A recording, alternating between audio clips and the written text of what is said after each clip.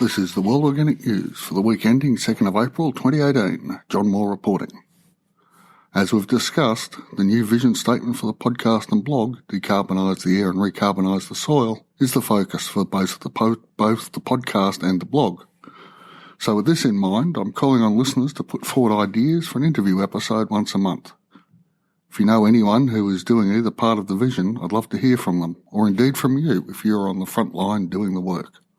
We begin this week with a post from the blog The Holistic Garden entitled Drawdown, the most comprehensive plan ever proposed to reverse global warming. Not surprisingly for this podcast, the plan involves two sides, decarbonising the air and recarbonising the soil. Who'd have thunk? The post refers to a plan from the organisation drawdown.org, and I'll quote from the Holistic Gardener's post. Quote, I have recently turned onto a project called Drawdown, and read about it yesterday morning on their website. There is a book which I have not yet read, several good videos on the website, ranging from short interviews with Paul Hawken, the founder, to an hour-long one that describes the project in much more details. There is a wonderful list of the top 100 solutions to reverse global warming. All of it is so positive and hopeful that I felt compelled to share it with you. I think many of us are already aware of the direness of our global situation, and because so much of the news we get is simply scary, generates a feeling of hopelessness in many of us.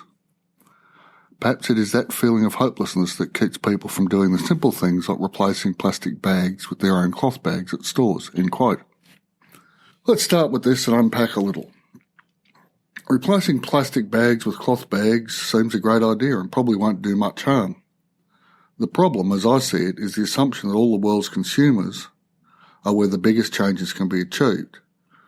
You know, like sorting our recycling from our food scraps and so on. Obviously, listeners of this podcast would be composting food scraps, but you get what I'm on about.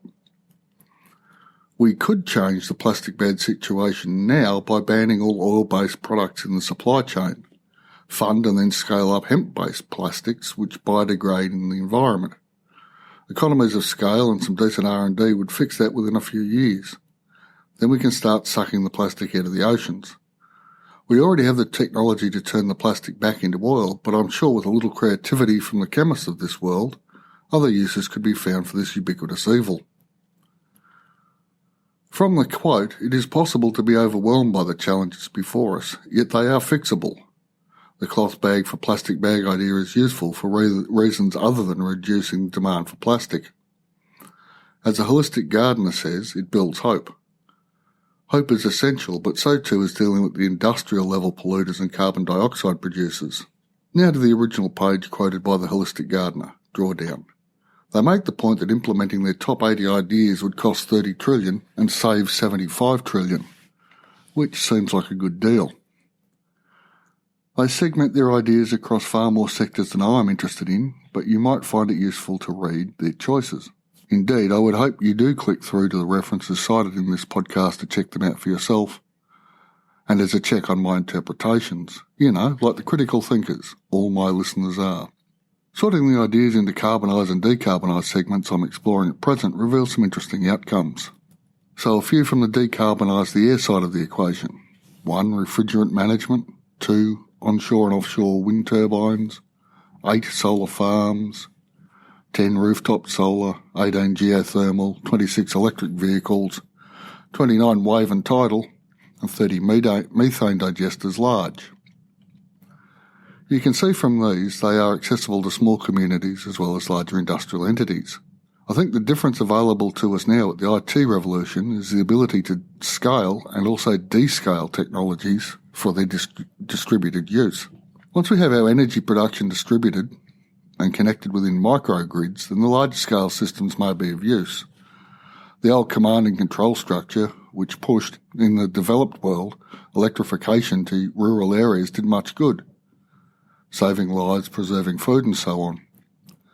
We now know there was a cost to this that we weren't factoring into the solution at the time. So small-scale, household, community, village, small-town level solutions are now, I would argue, a much better answer. Now to the recarbonise the soil side of Drawdown's list of solutions. And there are links to each one of these, as there were with the previous list. Silvopasture, regenerative agriculture, conservation agriculture, tree intercropping, managed grazing, farmland restoration, multi-strata agroforestry and biochar. I hope you can see a pattern in these. They are about the better use of land and nurturing the soil microbes above all else. I think I cover the techniques these points refer to in earlier episodes in sufficient detail without going into it today. I came across a bigger problem this week, one that is based upon good intent but poor knowledge. I believe it was George Monbiot who was speaking on a podcast I was listening to. At this stage I can't find it amongst the couple of hundred I listen to each week, so I'll paraphrase. If I find the link, I'll drop it in the show notes. Basically, Monbiot said something like the following. We all need to become vegetarians because meat production is catastrophic in terms of greenhouse gases and animal husbandry welfare. So far I'm with him in that industrial agriculture is indeed all those things. He then said something like, moving animals out of feedlots and allowing them to free range is worse in terms of CO2 and methane, and these are the words I do remember. The more free range the animals are, the worse their greenhouse impact. Now, when well-meaning types on the global stage can sprout such nonsense, we need a movement to educate these clowns. Even a cursory Google search brings up the benefits in CO2 terms alone of regenerative grazing. I was gobsmacked by the ignorance in his statement and the smugness with which it was delivered. We have much work to do. You may remember references I made to Charles Massey in previous episodes. Well, I've been in correspondence with Dr. Massey, and we'll have some interesting updates on the 1% more carbon on 15% of the world's agricultural land would suck all the excess carbon from the atmosphere we've added since 1750 idea. This is too important to drip feed to you all, so look out for an entire episode devoted to this idea. And with that, I'll draw this episode to a conclusion. Remember, decarbonise the air, recarbonise the soil. As a podcast listener, you may be thinking of producing your own podcast, but you're not sure where to begin. Drop over to mrjohnmoore.com and check out some webinars I have coming up. There's one already recorded and on the site. I've been teaching how to podcast at community colleges around town, and I've developed an online version of that course, and the webinars are a really good introduction. There's a link in the show notes.